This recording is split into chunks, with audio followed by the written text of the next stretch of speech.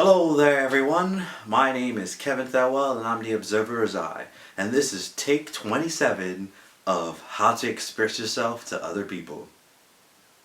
This demonstration will show the procedures and techniques used by the operator. The very first step on expressing yourself to another is to learn how to express yourself to guess who? Yourself. We all get angry, we all get sad, we all get depressed. But do we understand why we get angry, depressed, and sad? Do we understand where it comes from? Do we dive deeper into the emotion? No, we don't, because we're too busy. We're too busy working, we're too busy arguing, we're too busy worrying about world events, we're too busy being distracted by society, we're too busy with makeup. You get the idea.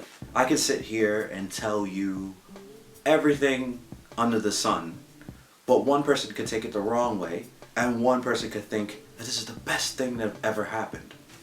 So it's important that you have a basis of where you're coming from and to understand how you feel. Everything starts from within. Now, I know you grow up in your life and you've been told a different thing, or you haven't been told at all. You just gathered everything up in society. But the underlining thing is that everything starts with you. Who's the most important person in your life? Some may say their children, some may say their spouses, some may say their teddy bear. But in the actual reality, the most important person is you. You have created everything that happens in your reality. You perceive everything that's happening in your reality. If you weren't there, you would not see anything. If you weren't there, you would not be seeing me say this to you. It's because they could be coming from childhood, or they could be coming from something very present. And it's very important to know how you feel all the time, even when you are interacting with another person and expressing that.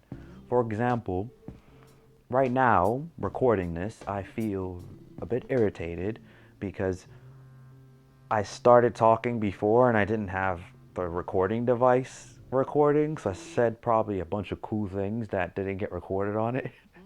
I've recorded on another card and it ran out, so I had to do the whole thing. And now I feel like I'm actually getting it right. But those kinds of things need to happen, and being able to express that to yourself is great. It's like finding $5 on the ground. Another good example of understanding your emotion, a real life example from myself, is I've been trying to organize several different things with different people, like photography, going on trips, or just anything that would involve another person. But I just kept getting at the last minute, oh, I can't go, I can't do this, can we switch it to another time? And it started to really irritate me. It started to make me feel like, what is going on? And I sat down and I actually really thought about it. And it was because every time I tried to plan to do a blog or actually do a video or something to do with the Observer Eye's business, I would push it off. I would come home from my day job and I would go watch Game of Thrones or watch another YouTube video, or I would just completely blow myself off and say, you know what, I just don't want to do it. And that says something to my inner self. That says something to my feelings. It says, you know what, you're blowing me off and I'm disappointed and I'm sad. And I want to do those things. So it's almost the same as if you feel a certain way because someone pissed you off or someone made you disappointed or someone made you sad. It's coming from either childhood or a current event.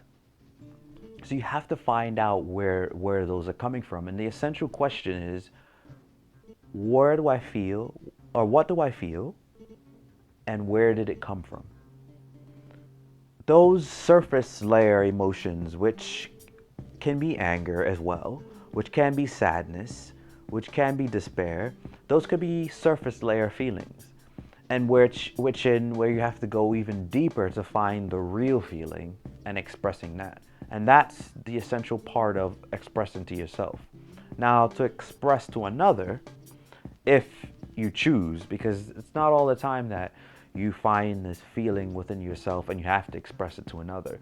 But if you're in a relationship, a romantic relationship, or you have a friendship in which you feel you need to express yourself to the other person, it's important that you express yourself in a way that's not making the other person feel attacked. And usually it starts out with, I'm upset that you fill in the blank. It becomes the blame, where if you understand how you feel, you start out with, I felt this way in this particular situation, and you explain how you feel. It's up to the other person how they interpret how you deliver your message. And even then, if they interpret it in a different way that you didn't intend to interpret it, they have a feeling within themselves that they need to investigate. So it comes back around full circle. But the best way to communicate how you feel after you've expressed it to yourself is to be really calm and really gentle, and take the time out and look the person in the eye and tell them, this is how I feel, and this is what made me feel this way, and I understand how I feel. And it's not that person's fault, because sometimes that other person has no idea they made you feel this way. That person who disappointed you, didn't make it to where they need to make it, circumstances happened where they couldn't make it. So we can't blame that other person, and we don't blame ourselves either. We be compassionate with ourselves, we be gentle with ourselves, and we be gentle with the outside world. Thanks for watching.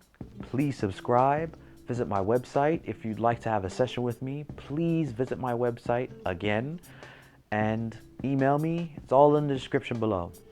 Be groovy, be you, and be love.